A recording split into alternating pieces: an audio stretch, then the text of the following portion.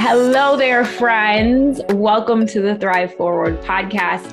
On today's episode, we're going to talk a little bit more than just gift giving, right? Last episode, we talked about gifting, like as in giving a physical gift and spending and overspending. This episode, we're going to talk about giving a gift of a monetary value. What is the smartest way to give to charities, to give to family at the end of the year? This is the time of year I get the most amount of questions when it comes to giving. So if you or someone you know is in the thought process of wanting to give, whether it be a monetary gift to a family member, children, grandchildren, whatever it might be, what is the best avenue to give those gifts? What limits do you have? And then if you're going to gift to a charity, what are your options? What does that look like? So tune in, press play, and give it a listen. And if you feel so inclined, as always, we love when you share our content so that more individuals can learn and feel empowered from a financial space. So welcome to today's episode.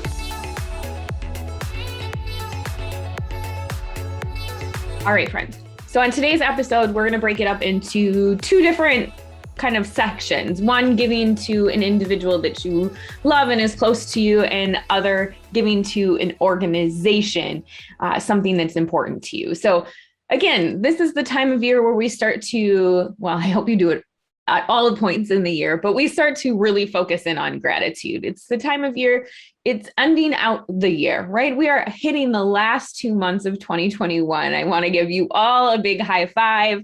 You have, you've made it this far. And I know that it has been trying times for many of us. We have lost loved ones. We are grieving. We are also celebrating many a joy. So I want you to look at any time that we spend together as a conversation in both and. You can have both things: joy, sorrow, pain, grief, happiness. All of those things can come together. So on today's episode, we're going to give you both and. Gifting to those individuals that you love and gifting to organizations.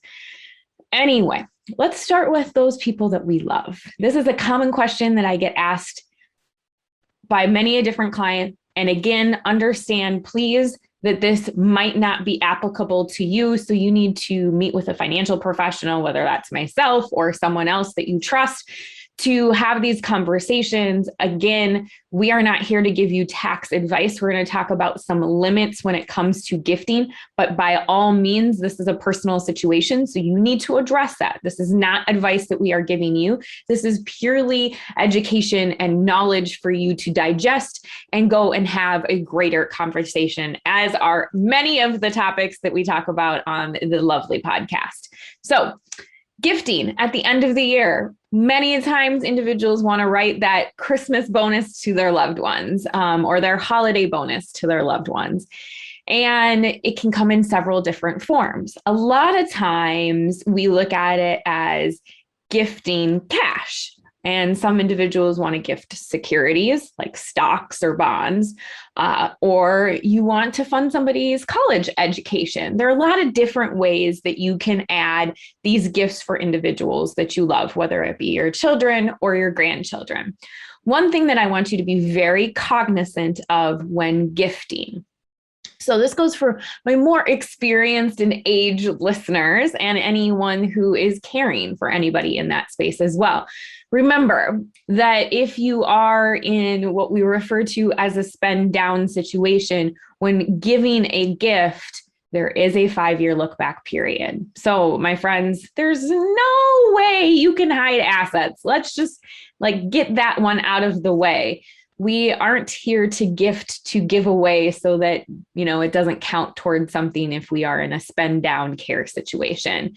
What we're here today is to talk about how can you do this in the smartest way possible. So you have every year up to $15,000 based on the current tax situation. And again, we're not here to give you tax advice, but $15,000 a year that you can gift to one individual.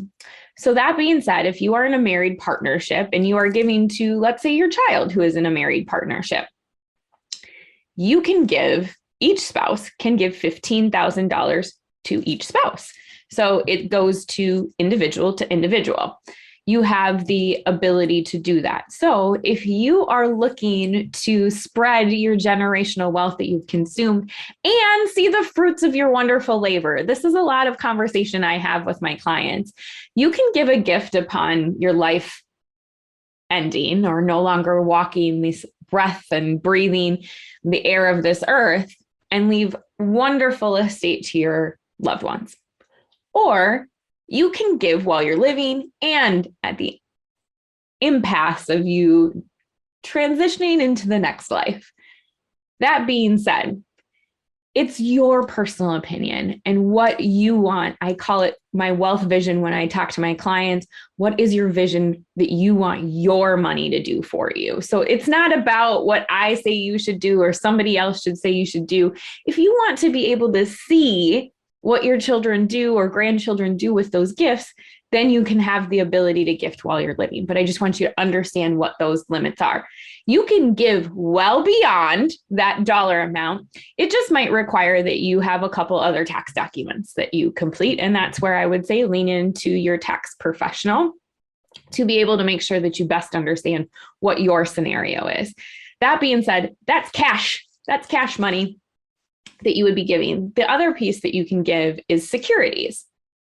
So oftentimes, let's say you have a specific security. We're not going to name any names, but it's appreciated in value. And you would love to see your grandchild or your child own that security. Maybe it's a company that you worked for, or you have some sort of like connection with this company that you want to pass on to the next generation. Well, you can do that in the form of simply a security you already own and passing that into ownership and changing titling. There's a couple of things that you just want to be super cognizant of. When you give a gift of a stock or a bond or some level of security upon your passing, with most investment instruments, your individuals who are inheriting that or beneficiaries will receive what's called a step up in value. That means on the date of your passing, they have the ability to have that tax value. So they now don't have to pay any of the taxes on the gains that were accumulated during your lifetime. They get a new, let's call it, starting point. And again, this is as applicable as the tax laws are today. That being said, if you give a gift of a stock or bond or investment security while you're living, they have to carry on your basis or what you bought it for. So that does mean they're responsible if in that time period they wanted to sell or needed to sell, they would have to pay taxes on all of that gain.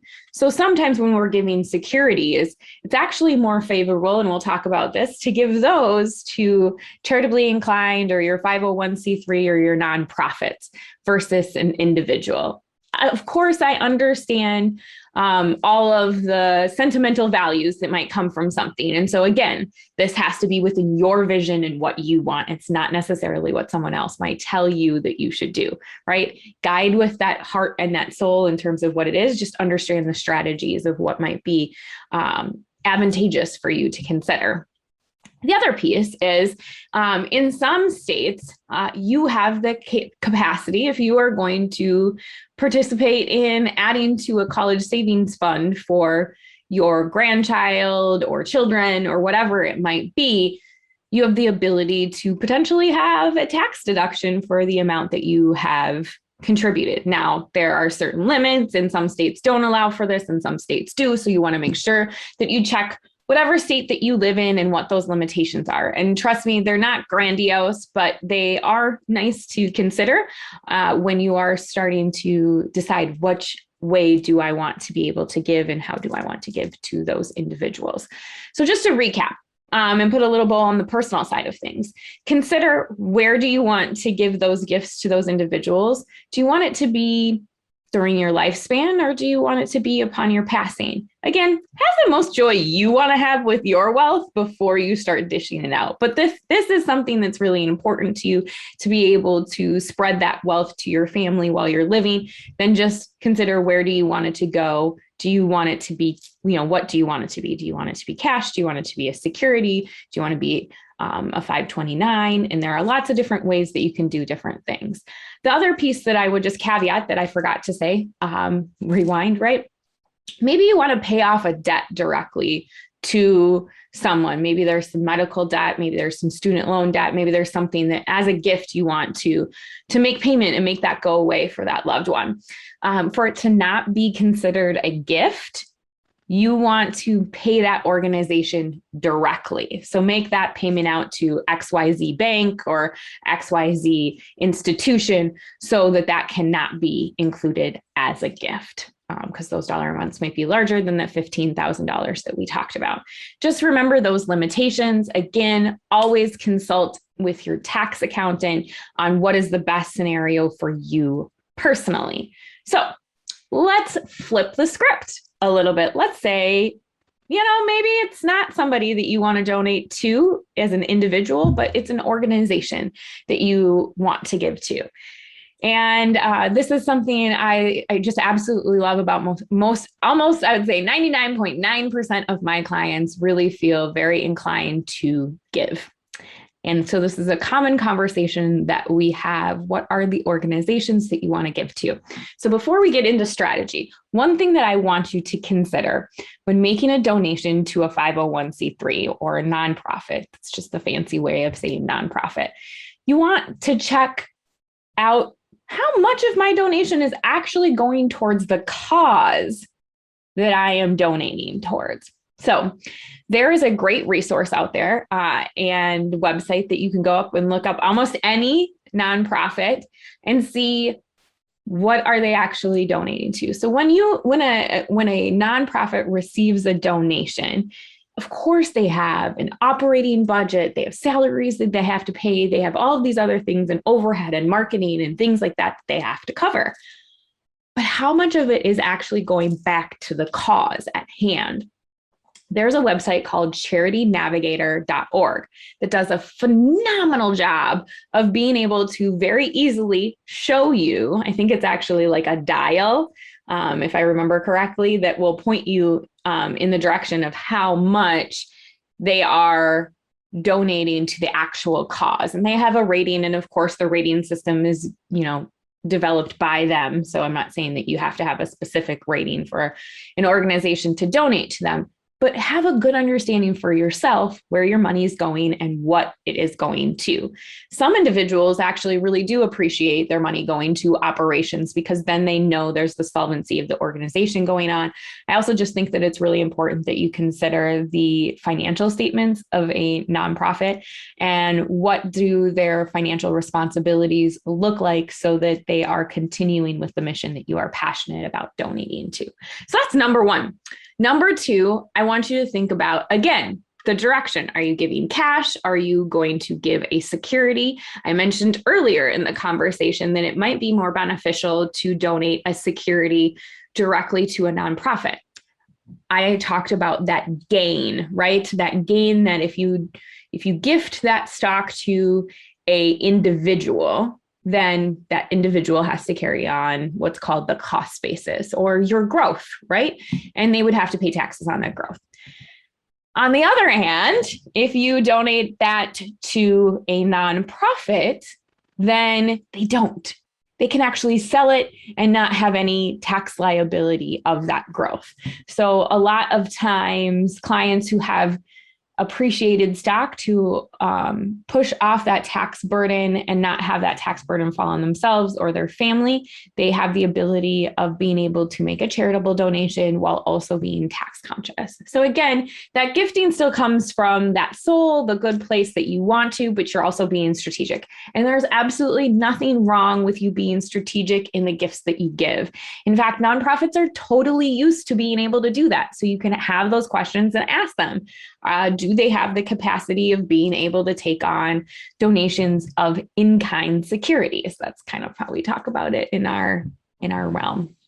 The other piece that I wanted to talk about is thinking about donor advised funds or charitable trusts or different titling to remove assets from your wealth into another capacity. Again, this is a very complex planning situation, and you want to make sure not only are you advising your tax person, but you're also involving an estate planning attorney and your financial planner. Those three individuals can work very closely together to help you plan in the best case scenario to make sure that you are looking out for what is individually in your best interest and how you want to move forward. Again, that vision for your wealth. That being said, let's talk about donor advised funds. They are a buzzword and a lot of people are talking about them. They are very accessible. And essentially what you can do is you can take a chunk of your donations and in 1 year, get a tax deduction for that donation to a said nonprofit in the future. What a donor advised fund functions as is kind of like a vessel for you to put money into that is taken out of your estate and your monies. You can no longer use it for anything else but to give. And let's say in that year, you don't have a nonprofit that you are wanting to give to in that space.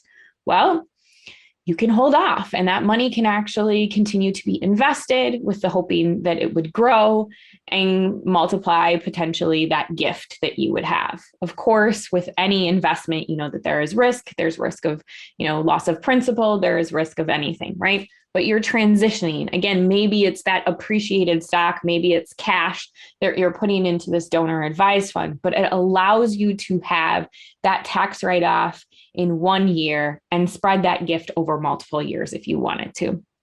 A lot of times in these situations, it doesn't make sense unless you're going to be doing a larger amount, given the fact, especially for those individuals who are married filing jointly, the standard deduction is quite large. So you want to think about it being above and beyond your standard deduction. So that's where, again, these are not specific tax guidelines, and I don't want to be your tax advisor because that's not me. I'm a financial planner. That said, always, always, always involve your tax accountant, your estate planning attorney, your financial planner in any of these conversations so that you can think about them a little bit more forward. With that said, there have been over the last couple of years some tax changes to different scenarios. So when you think about the standard deduction, if your standard deduction, let's say, is $25,000, and I'm just going to use a round number for married filing jointly, if you don't have the deductions that add up to be more than that number, you're just going to take that number of 25,000, and essentially all of the gifts are included in the deduction that your accountant or CPA is processing for you. That piece, you have to get over the standard deduction with all of your donations and other deductions that you can take to make that count. So if you're going to make a contribution to a donor advised fund, you want it to be over that dollar amount. So again, we're talking about larger gifts that you would be giving. Let's kind of put a little bit of a bow on that nonprofit piece. One, strongly encourage you to find out where that money is going to, who and what the organization is spending that money on. So is it operations? Is it the actual cause, or fundraising aspect of things? Is it marketing? It will tell you specifically, if you utilize tools like Charity Navigator, where those funds are going to. And sometimes we'll give you a rating for that particular company against its peers. Then you need to consider, what is it that you're giving? Are you giving a security? Are you giving a cash donation, and of how much? And then don't forget to weave in your partners. As I've talked about them before on previous episodes of the podcast, your personal board of directors, your accountant, your CPA, your attorney, to make sure that you're making the right decisions on doing anything before you actually do it yourself. And then from there, what is the best vehicle for you to give? Is it directly to the organization? Is it utilizing some other tool like a donor advised fund, a charitably inclined trust? There are lots of different things that you can do, but understanding what is the best scenario for your own personal financial picture and what your vision is for your wealth is the utmost importance anytime you're talking about any strategic planning. It is gearing up towards the end of the year. So if you do want to do something like that, don't wait till the last minute. A donor advised fund cannot be established on December 31st and made that donation into you and still have it count for this tax year. So any of your donations that you're making, you want to make sure if it's for this tax year of 2021, that you do it by December 31st. If you are thinking strategically ahead to 2022, bravo, my friend, and you can start to have those planning conversations now, or wait till January to initiate some of those planning conversations with your team. As always, if you have any questions, please direct any tax or legal questions to your accountant or your attorney, and any financial planning questions to your financial planner, whether that be myself or someone else. We always want to learn different topics that are important to you. So if this was helpful, feel free to share, tag us in whatever social media platform you're sharing it on. And be sure to continue to subscribe to the podcast. We are always looking for different topics though. So if there's a different topic or something that you would like that we talked about today, and you would like us to do an add-on to that, you can always send us an email at info@forethoughtplanning.com, and we would be happy to accept some of your ideas and share those forward. Thank you so much for joining this episode of the Thrive Forward podcast. As always, remember, you are worthy of wealth.